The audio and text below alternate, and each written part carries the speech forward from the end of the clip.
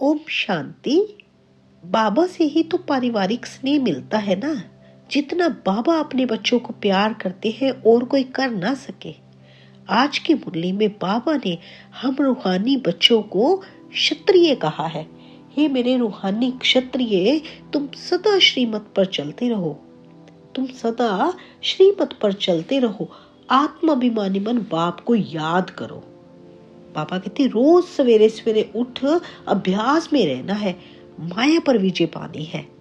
आज 4 फरवरी 2026 की साकार मुरली के मधुर महावाक्यों में बाबा ने अपने बच्चों के प्रति कहा है कि आपने माया पर जीत पानी है। रोज सुबह उठकर अभ्यास करना है। कई तो फिर आते हैं, सुनते हैं, कहते हैं, फिर भगंती हो जाते हैं। लेकिन माया पर विजय पाने के लिए बहुत तीव्र पुरुषार्थ करना है, क्योंकि अब समय बहुत कम है।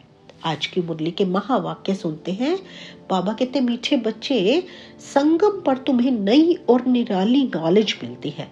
तुम जानते हो हम सब आत्माएं एक्टर्स हैं। एक का पाठ ना मिले दूसरे से, एक का पाठ दूसरे से कभी नहीं मिल सकता। प्रश्न है आज की मुरली में, माया पर जीत पाने के लिए तुम रूहानी योद्धों को, क्षत्रियों को कौन सी युक्ति मिली हुई है? उत्तर दिया बाबा ने, हे रूहानी क्षत्रिय, तुम सदा श्रीमत पर चलते रहो। आत्मा अभिमानी बन बाप को याद करो। रोज सवेरे सवेरे उठ याद में रहने का अभ्यास डालो तो माया पर विजय प्राप्त कर लेंगे। उल्टे सुलटे संकल्पों से बच जाएंगे। याद की मीठी युक्ति माया जीत बना देगी। याद की जो मीठी युक्ति है वो माया जीत बना देगी। गीत है, जिसका साथी है भगवान, उसको क्या रोकेगा आंधी और तूफान। ओम शांति। ओम शांति मीठे बाबा। बाबा कहते ये मनुष्यों के बनाए हुए गीत हैं। इनका अर्थ कोई कुछ भी नहीं जानते। गीत भजन आदि गाते हैं, महिमा करते हैं भक्त लोग, परंतु जानते कुछ नहीं। महिमा बहुत करते हैं।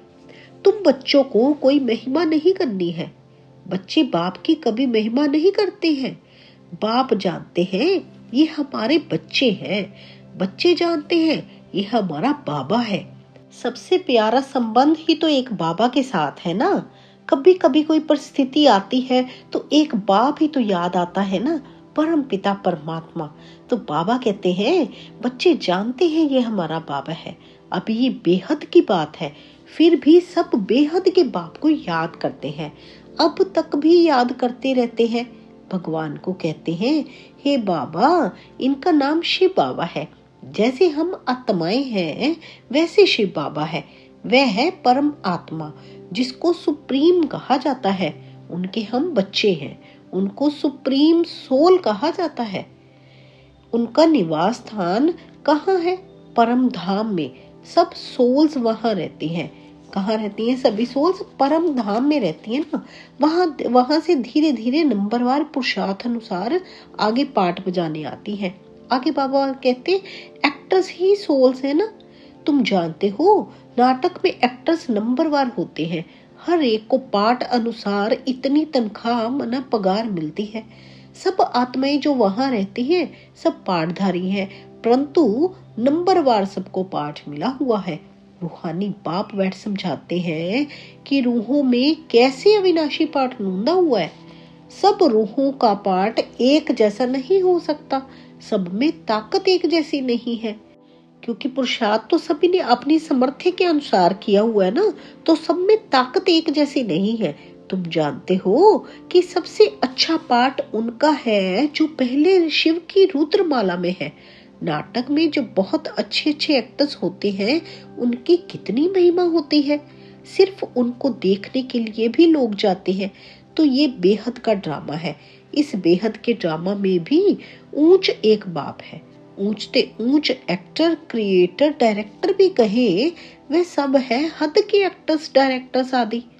और ऊंचते ऊंच हमारा शिव बाबा वो एक्टर, क्रिएटर और डायरेक्टर है। लेकिन यहाँ पे ये सभी हद के हैं। उनको अपना छोटा पार्ट मिला हुआ है। पाठ आत्मा बजाती है, परंतु देह अभिमान के कारण कह देते हैं कि मनुष्य का ऐसा पाठ है। बाप कहते हैं पाठ सारा आत्मा का है। आत्म अभिमानी बनना पड़ता है। बाप ने समझाया है कि सतयुग में आत्म अभिमानी होते हैं, बाप को नहीं जानते। यहाँ कलयुग में तो आत्म अभिमानी भी नहीं और बाप को भी नहीं जानते। अभी तुम आत्म अभिमानी बनते हो, बाप को भी जानते हो, क्योंकि बाबा ने खुद आकर अपना सारा ज्ञान दिया है, अपनी नॉलेज दी है, अपना परिचय दिया है।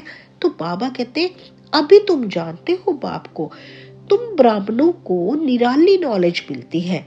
तुम आत्मा को जान गए हो कि हम सब आत्माएं एक्टर्स हैं।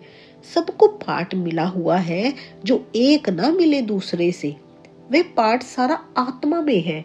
यूं तो जो नाटक बनाते हैं वह भी पार्ट आत्मा ही धारण करती है।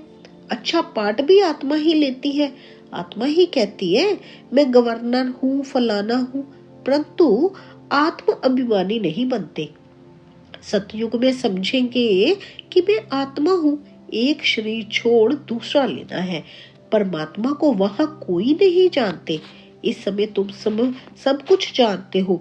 शूद्रों और देवताओं से तुम ब्राह्मण उत्तम हो। इतने ढेर ब्राह्मण कहाँ से आएंगे जो बनेंगे? लाखों आते हैं प्रदर्शनी में। जिसने अच्छी तरह समझा होगा ज्ञान को तो वही आगे प्रजा बन जाएंगे ना। जिसने अच्छी तरह समझा सुना वही आप आगे आएंगे ना, प्रजा बन जाएंगे। एक एक राजा की प्रजा बहुत होती है। तुम प्रजा बहुत बना रहे हो। प्रदर्शनी प्रोजेक्टर से कोई समझकर अच्छे भी बन जाएंगे, सीखेंगे, योग लगाएंगे, अभी वे निकलते जाएंगे। प्रजा भी निकलेगी, फिर साहूकार, राजा, रानी, गरीब आदि सब निकलेंगे। प्रिंस प्रिंसेस बहुत होते हैं। सतयुग से त्रेता तक प्रिंस प्रिंसेस बनने हैं। सिर्फ 8 व 108 तो नहीं होंगे ना, लेकिन अभी सब बन रहे हैं। तुम सर्विस करते रहते हो, ये भी नथिंग न्यू। ये भी नथिंग न्यू है, क्योंकि सर्विस तो होनी ही है। तुमने कोई फंक्शन किया, ये भी नई बात नहीं, अनेक बार किया है। फिर संगम पर यही धंधा करेंगे और क्या करेंगे? बाप आएंगे पतितों को पावन बनाने। इसको कहा जाता है वर्ल्ड की हिस्ट्री ज्योग्राफी। नंबरवार तो हर बात में होता ही है। तुम्हारे में जो अच्छा भाषण करते हैं तो सब कहेंगे कि इसने बहुत अच्छा भाषण किया। दूसरे का सुनेंगे तो भी कहेंगे कि पहले वाले अच्छा समझाते थे। तीसरे फिर उनसे तीखे होंगे तो कहेंगे ये उनसे भी तीखे हैं। हर बात में पुरुषार्थ करना होता है कि हम उनसे ऊपर जाए। इसलिए अपना बेस्ट तो सबने देना होता है ना। होशियार जो होते हैं वे झट हाथ उठाएंगे भाषण करने के लिए। तुम सब पुरुषार्थी हो, आगे चल मेल ट्रेन बन जाएंगे। जैसे मम्मा स्पेशल मेल ट्रेन थी। बाबा का तो पता नहीं पड़ेगा क्योंकि दोनों इकट्ठे हैं, वरना ब्रह्मा बाबा और शिव बाबा तो इकट्ठे हैं ना।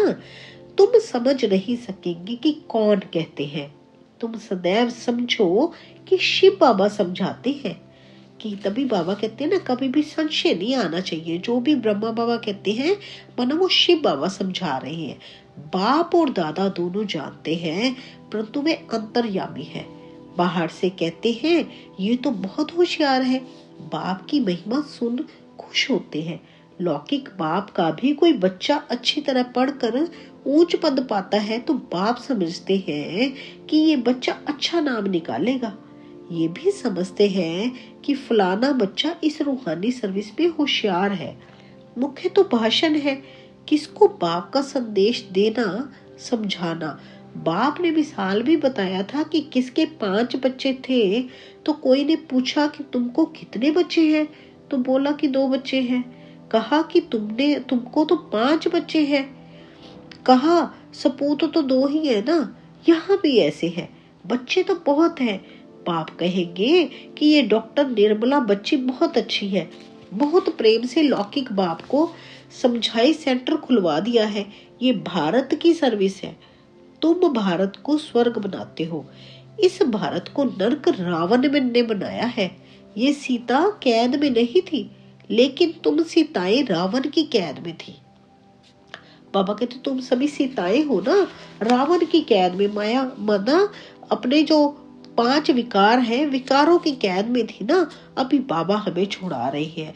लेकिन तुम सीताएं रावण की कैद में थी। बाकी शास्त्रों में सब दंत कथाएं हैं, ये भक्ति मार्ग भी ड्रामा में है।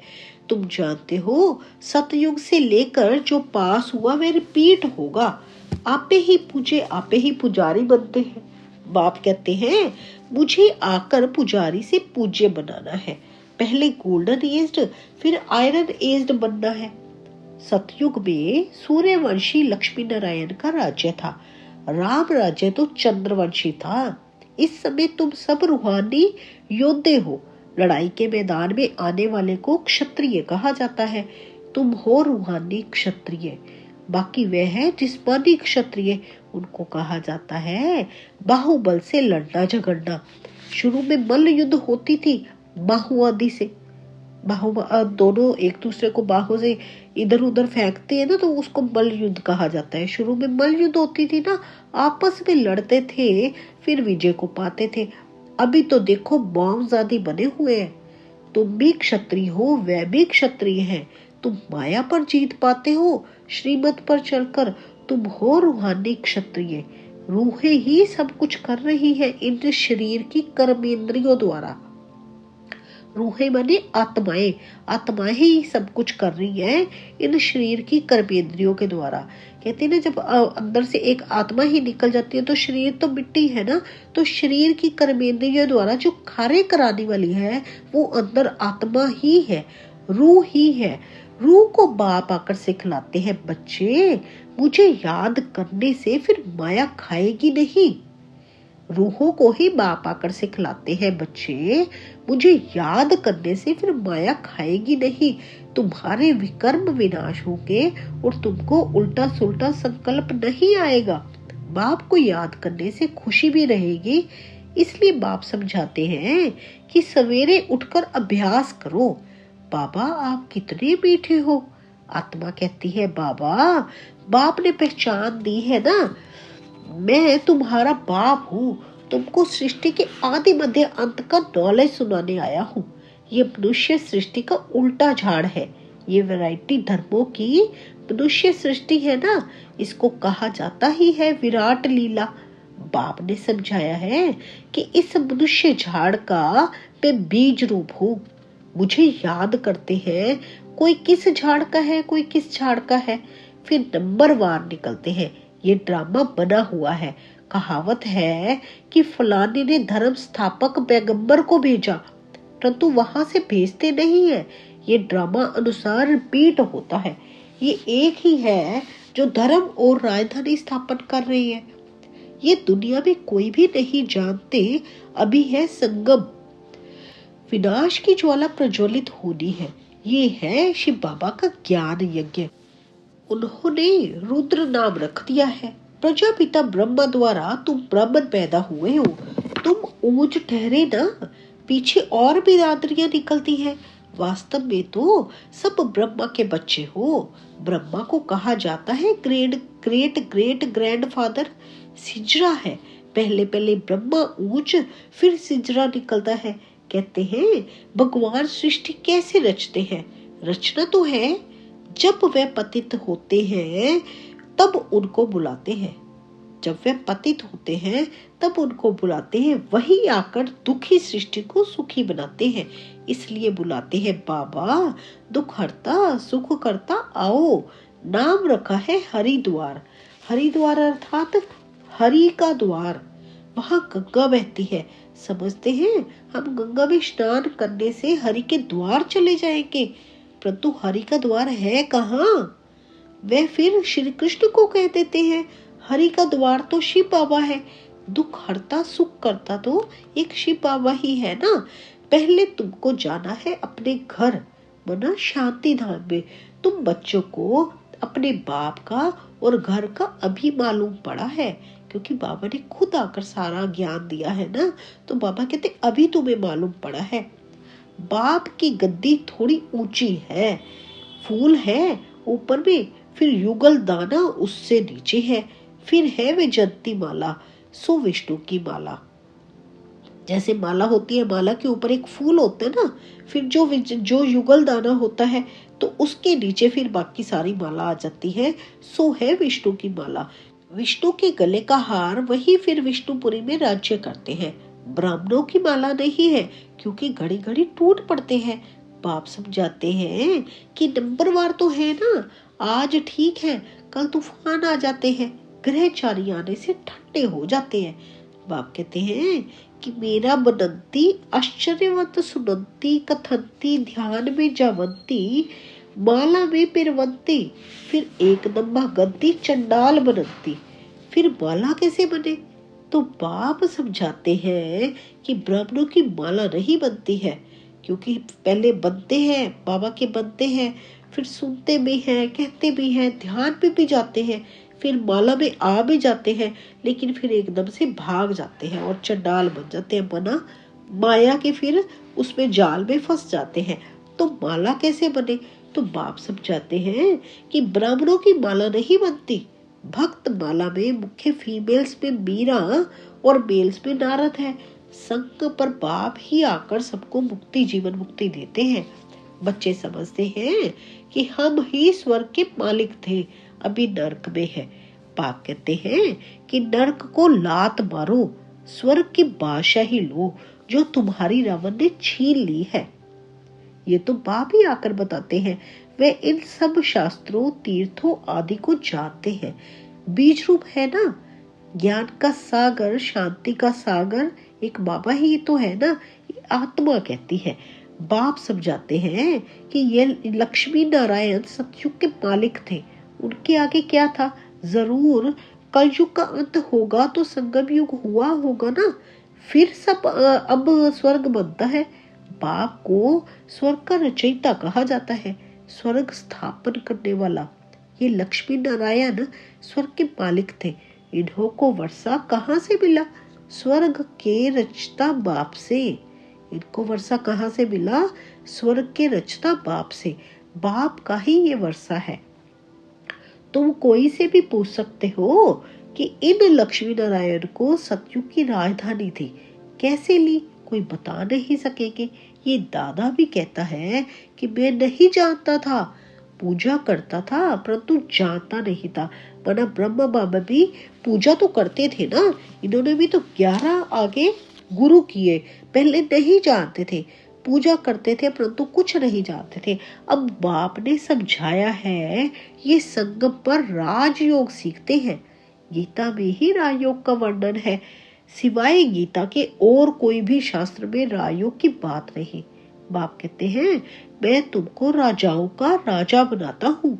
भगवान ने ही आकर नर से नारायण बनने की नॉलेज दी है। बाप का मुख्य शास्त्र है गीता। भारत का मुख्य शास्त्र है गीता। गीता कब रची गई ये जानते नहीं। बाप कहते हैं कल्प कल्प संगम पर आता हूँ। जिनको पहले राज्य दिया था वो राज्य गवाकर फिर तमो प्रधान दुखी बन पड़े हैं। रावण का राज्य है, सारे भारत की ही कहानी है। भारत है ऑल राउंड, तो सब बाद में आते हैं। बाप कहते हैं तुमको 84 जन्मों का राज बताता हूँ। 5000 वर्ष पहले तुम देवी देवता थे, तुम अपने जन्मों को नहीं जानते हो। हे भारतवासियों, बाप आते हैं अंत में, आदि में आए तो आदि अंत का नॉलेज कैसे सुनाए? सृष्टि की वृद्धि ही नहीं हुई तो समझाए कैसे? अगर शुरू में ही आ जाए तो आदि अंत की नॉलेज कैसे सुनाए? सृष्टि की जब वृद्धि ही नहीं हुई तो समझाए कैसे? वहां तो नॉलेज की दरकार ही नहीं। बाप अभी संगम पर ही नॉलेज देते हैं। नॉलेजफुल है ना, जरूर नॉलेज सुनाने अंत में आना पड़े। आदि में तुमको क्या सुनाएंगे? ये समझने की बातें हैं। भगवानुवाच कि मैं तुमको राजयोग सिखाता हूँ। ये यूनिवर्सिटी है पांडव गवर्नमेंट की। अभी है संगम, यादव कौरव और पांडव उन्होंने बैठ सेनाएं दिखाई है। बाप समझाते हैं यादव कौरव विनाश काले विपरीत बुद्धि, एक दो को गाली देते रहते हैं। बाप से प्रीत नहीं है, कह देते हैं कुत्ते बिल्ली सब में परमात्मा है। बाकी पांडवों की प्रीत बुद्धि थी। पांडवों का साथी स्वयं परमात्मा था। पांडव माना रूहानी पढ़ने, वह है जिस्मानी पढ़ने, तुम हो रूहानी पढ़ने। वह तो जिस्मानी पढ़ने है ना, बाबा कहते तुम हो रूहानी पढ़ने। अच्छा, मीठे मीठे सिक्की लदे बच्चों प्रति माता पिता बाप दादा का याद प्यार और गुड मॉर्निंग। रूहानी बाप की रूहानी बच्चों को नमस्ते। हम सब रूहानी बच्चों की रूहानी माता पिता बाप दादा को गुड मॉर्निंग, नमस्ते, ओम शांति। शुक्रिया मेरे बाबा, शुक्रिया। धारणा के लिए सार है, आत्म अभिमानी मन इस बेहद नाटक में हीरो पार्ट बजाना है। हर एक एक्टर का पार्ट अपना अपना है, इसलिए किसी के भी पार्ट से रीस नहीं करनी है। सवेरे सवेरे उठकर अपने आप से बातें करनी है, अभ्यास करना है, मैं इन शरीर की कर्मेंद्रियों से अलग हूँ। बाबा आप कितने मीठे हो, आप हमें सृष्टि के आदि मध्य अंत का ज्ञान देते हो। वरदान है आज की मुरली में, बाप के संस्कारों को अपना निजी संस्कार बनाने वाले व्यर्थ व पुराने संस्कारों से मुक्त भव। कोई भी व्यर्थ संकल्प व पुराने संस्कार देह अभिमान के संबंध से है। आत्मिक स्वरूप के संस्कार बाप समान होंगे। जैसे बाप सदा विश्व कल्याणकारी, परोपकारी, रहम दिल वरदाता है, ऐसे स्वयं के संस्कार नेचुरल बन जाए। संस्कार बनना अर्थात संकल्प, बोल और कर्म स्वतः उसी प्रमाण चलना। जीवन में संस्कार एक चाबी है, जैसे स्वतः चलते रहते हैं, फिर मेहनत करने की जरूरत नहीं रहती। स्लोगन है, आत्मिक स्थिति में स्थित रह अपने रथ मन शरीर द्वारा कार्य कराने वाले ही सच्चे पुरुषार्थी हैं। अव्यक्त इशारे हैं, एकता और विश्वास की विशेषता द्वारा सफलता संपन्न बनो। जैसे बाप ने आप सबको कोने कोने से ढूंढ कर निकाल लिया, अनेक वृक्षों की डालियां अब एक ही चंदन का वृक्ष हो गई। माना अलग अलग जो धर्म वाले थे वो सभी अभी एक धर्म में, एक धर्म माना एक बाबा के धर्म में, उसपे माना बाबा का धर्म कह सकते हैं कि ब्राह्मण बने, जो एक वृक्ष की चंदन वृक्ष हो गया है। लोग कहते हैं दो चार माताएं भी एक साथ इकट्ठी नहीं रह सकती, और आप माताएं सारे विश्व को एकता स्थापन करने के निमित्त हो। यही आपकी आपसी एकता बाप की प्रत्यक्षता करेगी। यही आपकी आपसी जो एकता है वो बाप की प्रत्यक्षता करेगी। जैसे बाबा ने आज की मुरली में पूरा सारा बताया है कि कैसे आप सवेरे उठकर बाबा से बात करेंगे, अपने आप से बात करेंगे, बाबा से कैसे बात करनी है, अमृत वेले में उठकर कैसे बाबा से मीठी मीठी रूह रिहान करनी है। इसलिए बाबा का जितना याद कर सकते हैं यही एक अंतिम समय है, और इस समय जितना हम बाबा को याद करेंगे, पुरुषार्थ करेंगे, और तभी हम आगे पावन बन सकेंगे, तभी हम सतयुग में आ सकेंगे ना।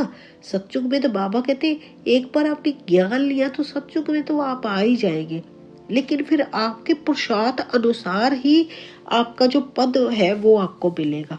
कि आपने अब किसी के आगे जाकर नौकर चाकर बनना है या खुद राजा रानी बनना है, महाराजा महारानी बनना है, वो सब आपके पुरुषार्थ के ऊपर है।